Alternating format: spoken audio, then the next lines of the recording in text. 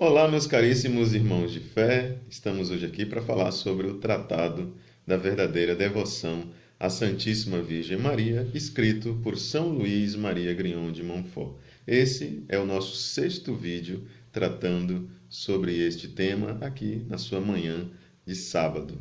Se você ainda nunca viu este vídeo, nunca acessou o nosso canal e está nos vendo aqui pela primeira vez, aproveite para se inscrever, deixar o seu gostei aqui no nosso vídeo, ativar o sininho para receber as atualizações do nosso canal, compartilhe nas suas redes sociais para nos ajudar a fazer o canal evangelizar cada vez mais e, é claro, assista os nossos 5 vídeos anteriores para você ficar por dentro daquilo que nós estamos comentando aqui sobre o Tratado da Verdadeira Devoção. Hoje nós vamos continuar a nossa reflexão a partir do parágrafo 29. Vamos lá.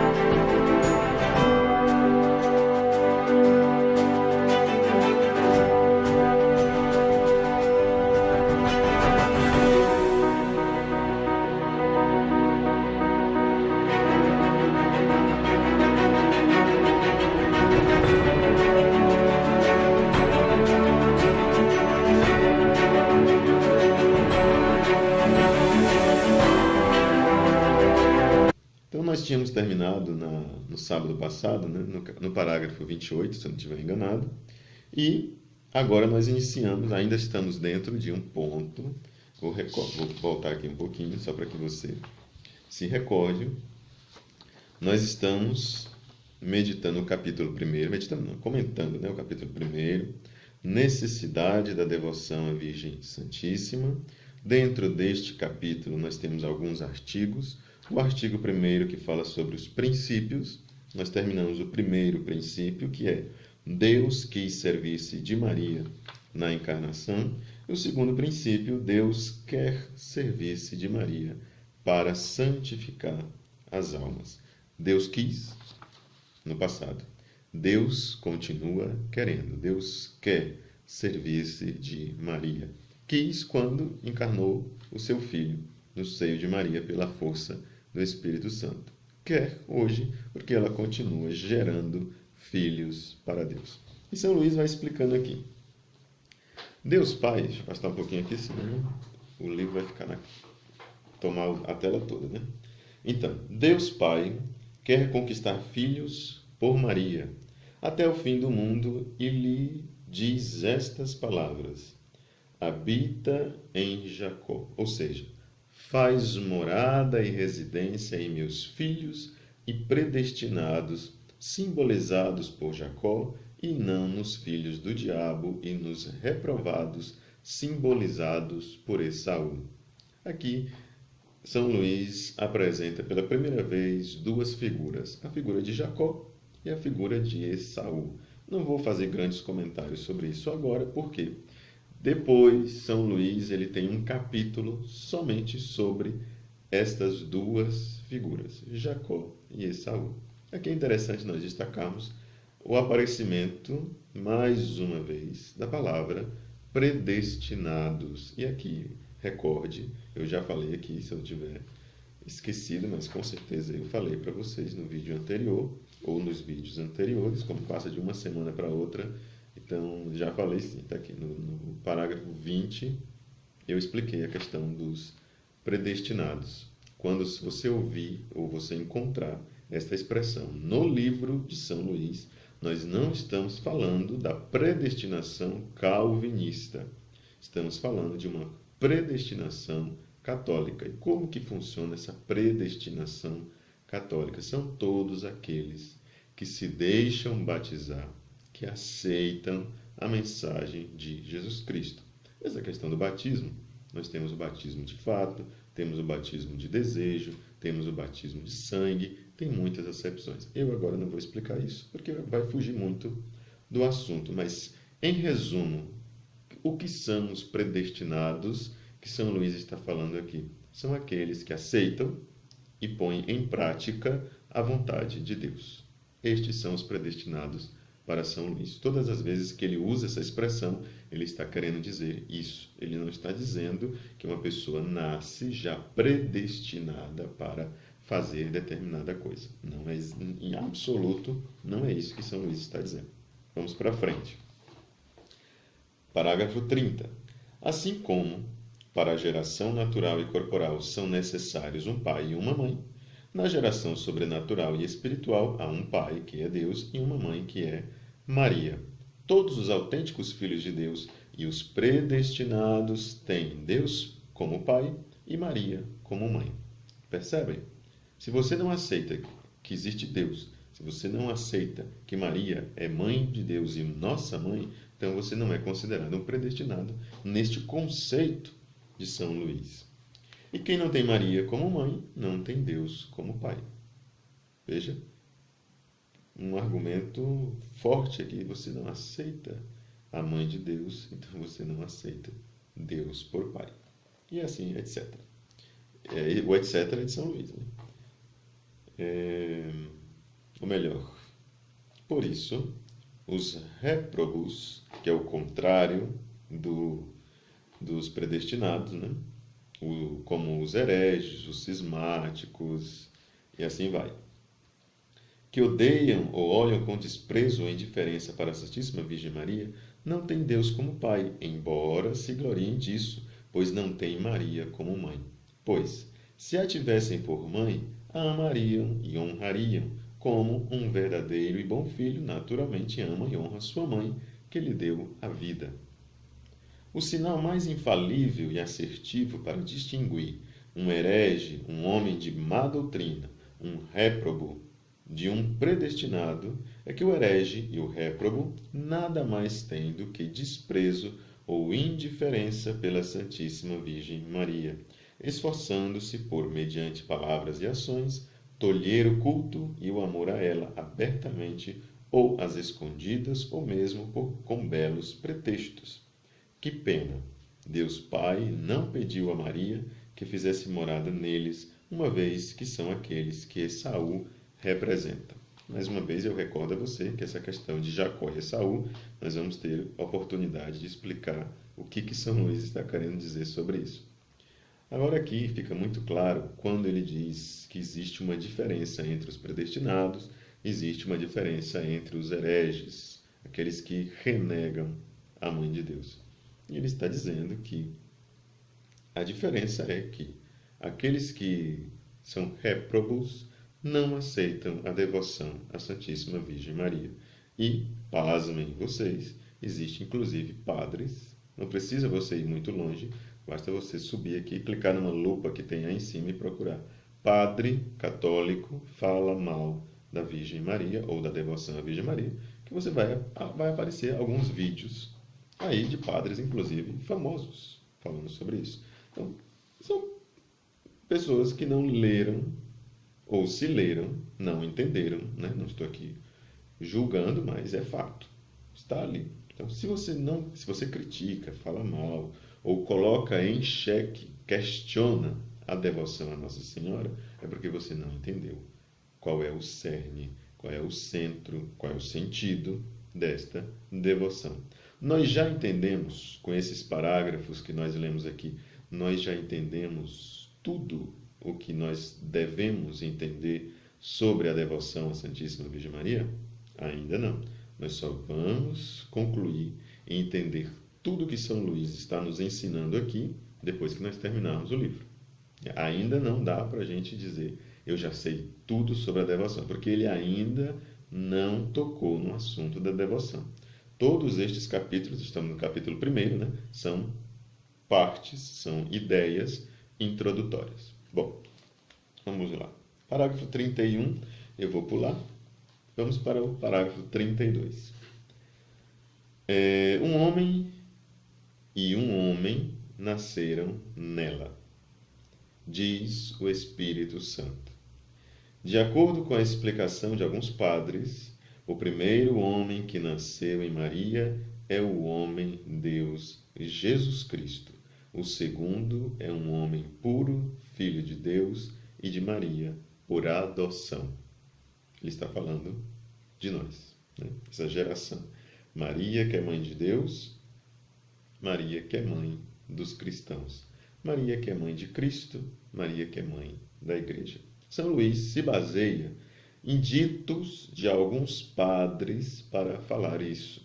Quem são esses padres? Aqui é preciso uma explicação, porque se você olha assim, desatento, né, você vai achar que alguns padres, aquelas pessoas que vão celebrar a missa, que são párocos, que são vigários, que estão aí na sua paróquia, né, não são esses padres.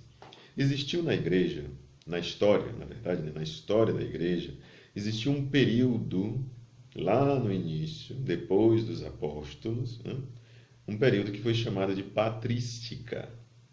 O período do final, depois que morreu o último apóstolo, né, São João, lá pelo ano 100, se eu não estiver enganado, né, lá no finalzinho do século, no início, né, no início do século I, no final do século I, né? Então, quando morre o último apóstolo, começa então um período que nós chamamos de patrística e vai aí até o século VIII, mais ou menos, né? Todos esses 7 séculos, 7 ou 8 séculos, né, que estão aí, do final do século I até o século VIII, então nós temos um período histórico que se chama patrística. Aqueles que escreveram, que pregaram, que fizeram homilias durante esse período, se chamam de padres. A palavra patrística está ligada ao título padre da igreja. Tem inclusive, por exemplo, Orígenes. Orígenes é um padre da igreja, mas nunca foi, por exemplo, um padre. Ele era um leigo. Eu espero que eu não esteja dizendo nenhuma mentira aqui, né? Mas eu acho que não. O fato é que não está ligado a questão de ser padre da igreja, nesse contexto aqui, ao fato de ser ordenado. Toda vez que você lê aqui, você vê o São Luís explicando algo que está relacionado a padre da igreja, e ele coloca o padre com P maiúsculo, ele está se referindo àqueles homens sábios que viveram e defenderam a fé cristã nesse período histórico chamado de patrística. Depois eu vou pesquisar se Orígenes foi padre ou não, e eu digo para vocês. Se eu esquecer, vocês comentam aí, deixem aí nos comentários, dizendo que eu estou devendo isso para vocês. Então, baseado em afirmações dos padres da igreja, São Luís diz que, de acordo com eles, o primeiro homem que nasceu em Maria é o homem Deus, ou seja, é Jesus Cristo. O segundo é um homem puro, filho de Deus e de Maria, por adoção. Somos nós, os batizados. Se Jesus Cristo, o chefe dos homens, nasceu nela, os predestinados, que são os membros desse chefe, também devem nascer nela como consequência necessária. Uma mesma mãe não põe no mundo a cabeça, ou o chefe, sem os membros, nem os membros sem a cabeça. O argumento de São Luís aqui, apelando para a lógica, né? Se nós somos cristãos, se nós somos da igreja, nós somos do corpo de Cristo. Maria é mãe de Cristo, Maria não deu à luz só a cabeça, Maria deu à luz também ao corpo. E aí ele vai aprofundar mais ainda. Caso contrário, tal seria uma aberração da natureza. De igual maneira, na ordem da graça, o chefe e os membros nascem de uma mesma mãe. E se um membro do corpo místico de Jesus, seja um batizado, ou seja, um predestinado, nascesse de outra mãe que não Maria, que gerou o chefe, Tal não seria um predestinado nem um membro de Jesus Cristo, mas uma aberração na ordem da graça. Aqui nós matamos duas coisas aqui com a só cajadada, né? Por quê? Porque se alguém tinha ficado em dúvida de que São Luís poderia estar falando de predestinação no sentido protestante do termo predestinação, qual é o sentido protestante? Se você nasce predestinado para ir para o céu, não existe absolutamente nada que você possa fazer para não ir ao céu. Você pode ser pecador tanto que você quiser, você pode fazer todas as atrocidades na vida que você fizer, que você vai para o céu, você já está predestinado para ir para o céu. E o sinal disso é se você é rico ou pobre. Se você nasceu pobre, você, meu filho, é um abandonado por Deus e você está desgraçado aí para o inferno, né? Então, se você nasceu predestinado para ir para X, você vai para X, não importa o que você faça. Se você nasceu predestinado para ir para Y, não importa o que você faça, você vai para Y. Aqui São Luís está dizendo que se um membro do corpo místico de Cristo, do corpo místico de Jesus, ou seja, a igreja, se um membro, nós, batizados, nascesse de outra mãe que não Maria, que gerou o chefe, tal não seria um predestinado, nem um membro de Jesus Cristo, mas uma aberração na ordem da graça. Em outras palavras, ele está dizendo que se você se batizou e você não aceita que você é filho de Maria, consequentemente, você está saindo da lógica cristã. Você está saindo daqui debaixo daquela que é a vontade de Jesus Cristo. Quem abandona a mãe, abandona o filho. Pode não ser consciente, mas é a consequência triste e fatídica daquele que renega a mãe de Deus. Bom, para frente. Por outro lado, segundo Jesus Cristo, hoje e sempre, o fruto de Maria, e como o céu e a terra lhe dirigem as seguintes palavras mais de 1000 vezes todos os dias, é bendito o fruto do vosso ventre, Jesus. É certo que Jesus Cristo é para cada ser humano que o possui em particular, tanto quanto para todo o mundo em geral. Verdadeiramente, o fruto e a obra de Maria, de tal modo que, quando um fiel tem Jesus Cristo formado em seu coração, pode dizer com intrepidez: agradeço muito a Maria, pois o que possuo é efeito e fruto dela, e sem ela não o teria. Assim, pode-se atribuir a ela com ainda maior legitimidade as palavras que São Paulo usa para si: meus filhos, por vocês eu sofro de novo as dores de parto, até que Cristo se forme em vós.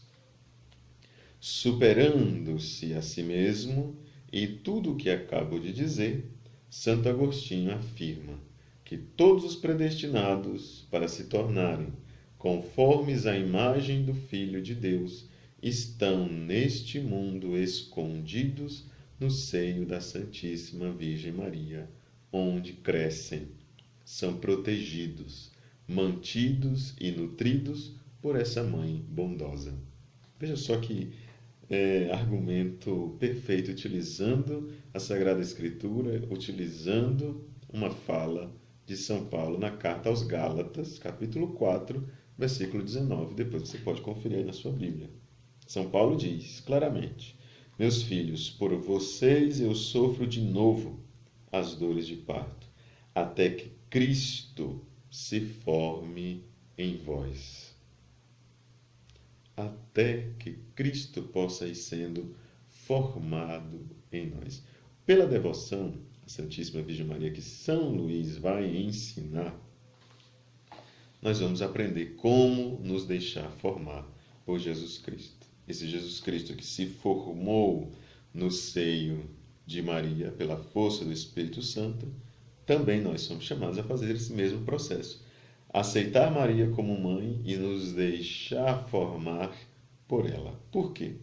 Porque no parágrafo 34, São Luís diz: para isso, reproduze-te nos meus eleitos, que eu veja neles com satisfação as raízes de tua fé invencível, de tua humildade profunda, de tua mortificação universal, de tua oração sublime, de tua caridade ardente, de tua esperança firme e de todas as tuas virtudes.